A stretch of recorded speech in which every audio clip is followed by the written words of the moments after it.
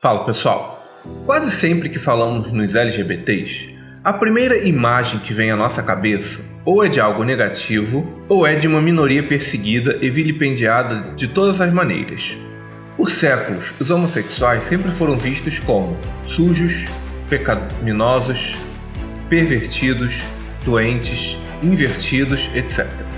No entanto, você sabia que, se por um lado eles quase sempre foram vistos de forma negativa, por outro, há certa sabedoria ancestral que associa essas pessoas a uma sensibilidade artística e espiritual fora do comum e os enxerga de maneira muito positiva?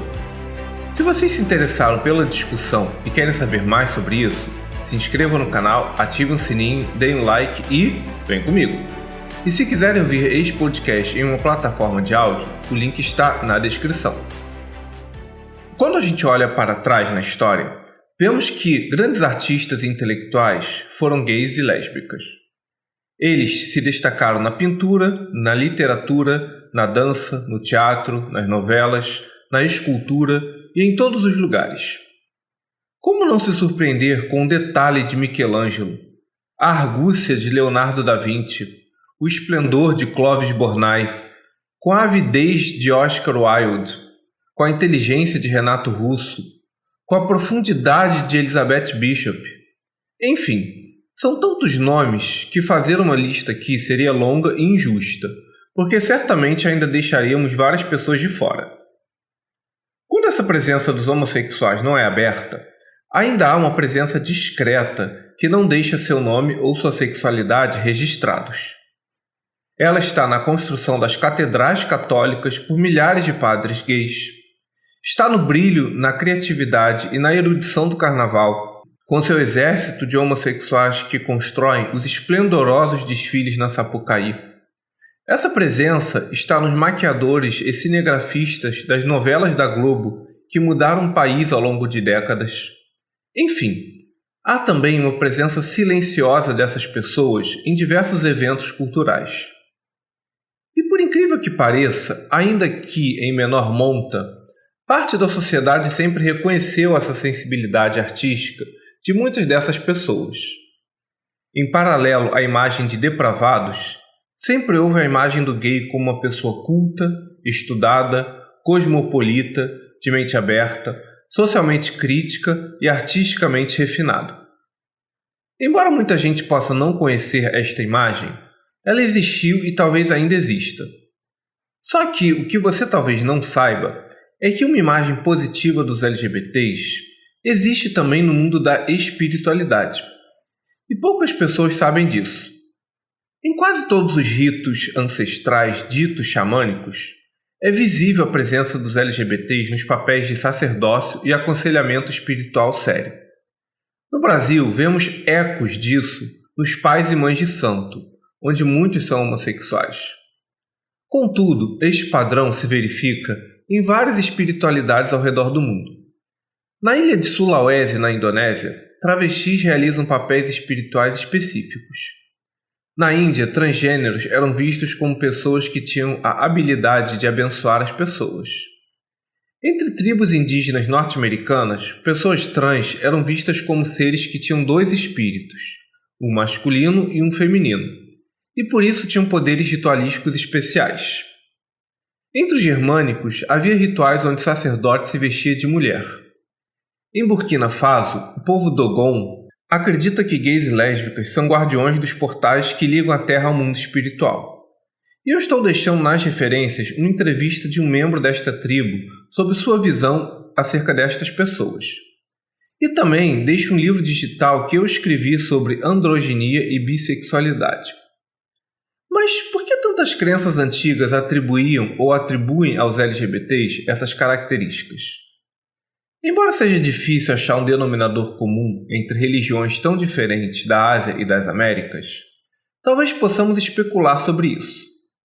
E a meu ver, muito provavelmente, essa ambiguidade e fluidez entre masculino e feminino que os LGBTs trazem, certamente era vista como algo que fazia a pessoa fluir entre dois mundos. O que trazia a esses indivíduos uma percepção diferenciada. Só que aqui é importante pontuar uma coisa. Essa associação entre LGBTs e com quem eles fazem sexo é uma relação contemporânea. Para muitos povos, o que estava em questão era masculinidade e feminilidade, e não com quem a pessoa se deitava. Nesse sentido, se vocês me perguntarem o que essas tribos achavam do cara hipermasculino que fazia sexo com o mesmo sexo, eu não saberia responder, por exemplo. Mas tá, Felipe, será que tudo isso de uma sensibilidade artística e espiritual dos homossexuais faz sentido? Bem, vamos discutir essa questão de forma séria. Mas antes, não esqueçam de deixar o like, se inscrever no canal e ativar o sininho. Foi? Então beleza. Sempre que a gente ouve os exemplos citados acima, é preciso fazer ponderações importantes. Há LGBTs que são artisticamente brilhantes, mas há também aqueles que não sabem fazer porcaria nenhuma de arte ou de nada. E na mesma medida em que há homossexuais que deixaram obras impactantes para a humanidade, também há heterossexuais que o fizeram. Logo, quando a gente diz que há LGBTs com grande sensibilidade artística, é só um recorte da realidade que não diz muita coisa. Analogamente, para cada judeu com prêmio Nobel, há também cristãos e ateus com prêmios Nobel. Logo, essa associação cai por terra. E com relação à sensibilidade espiritual dessas pessoas? Bem, eu sou um indivíduo extremamente cético que sequer sabe se existe um mundo metafísico. Então, dizer que gays e lésbicas estão mais conectados com portais que conectam o mundo material ao metafísico é algo que me deixa constrangido. Não tem como fazermos afirmações sobre o mundo espiritual, e é por isso que prefiro não falar sobre este tema. Porém, entre o isso não existe de forma alguma e isso existe com certeza, às vezes a verdade está no meio. E aí entramos na psicologia. Afinal, gays e lésbicas têm uma sensibilidade espiritual e artística? Então, inicialmente, a gente pode responder com certeza que não.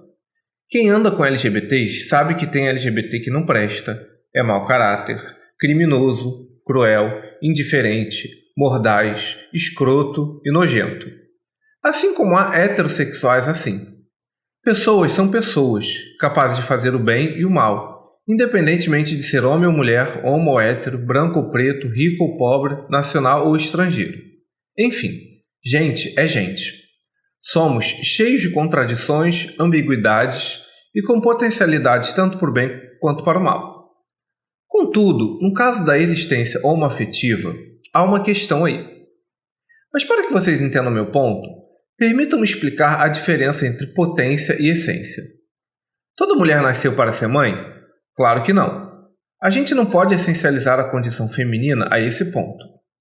Logo, não existe algo como uma essência materna.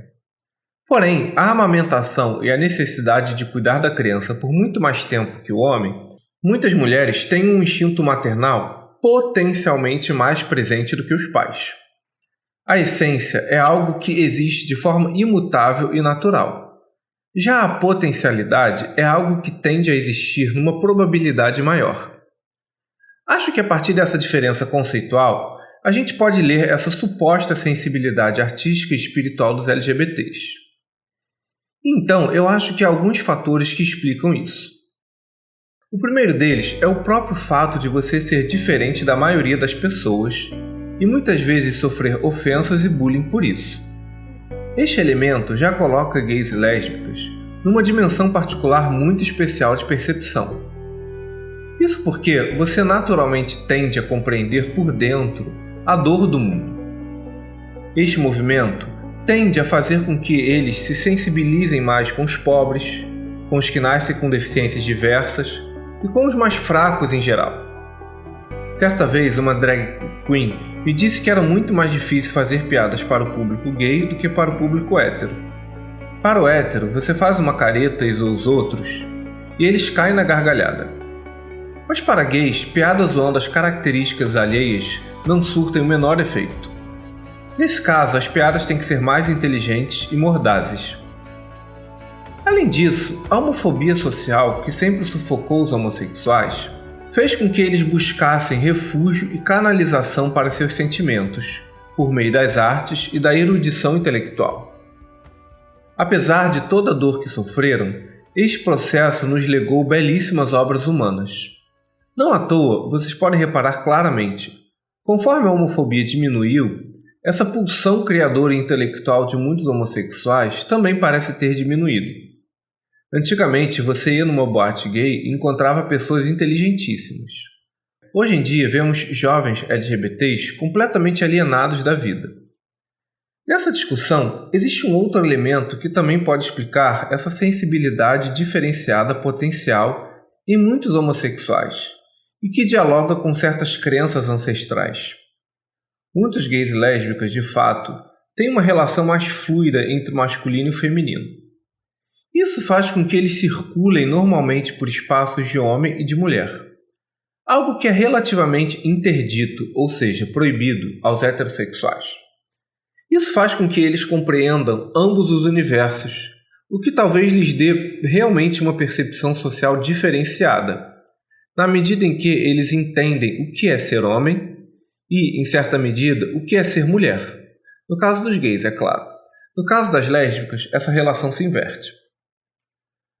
Nessa seara, ainda há uma questão verdadeiramente psicológica. Quando você flui entre masculino e feminino internamente, sem se importar com essa coisa de eu sou homem ou eu sou mulher, você entra numa dimensão menos neurótica da realidade e se conecta com certa subjetividade.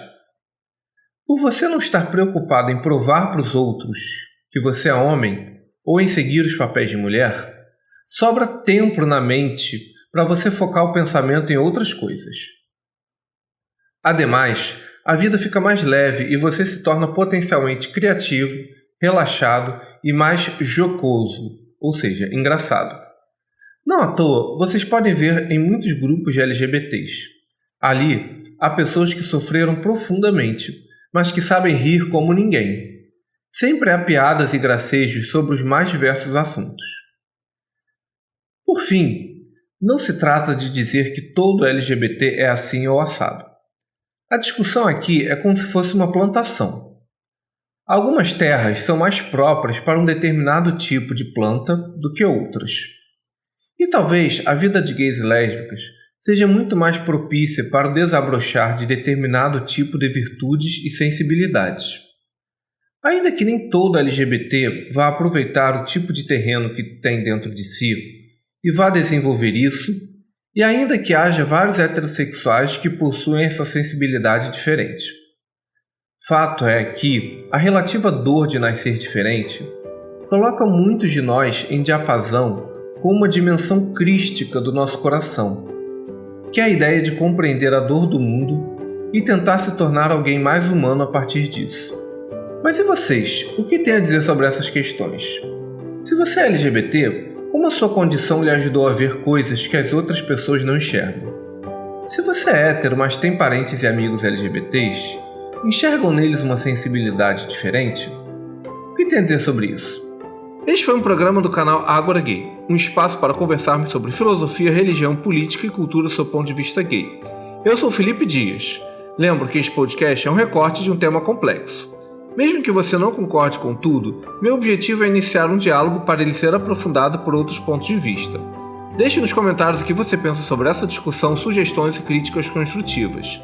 Também os convido a ver os vídeos mais antigos do canal e a seguir a gente nas redes sociais cujos links estão na descrição.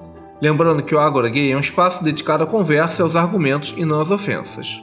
Até a próxima, pessoal! Valeu!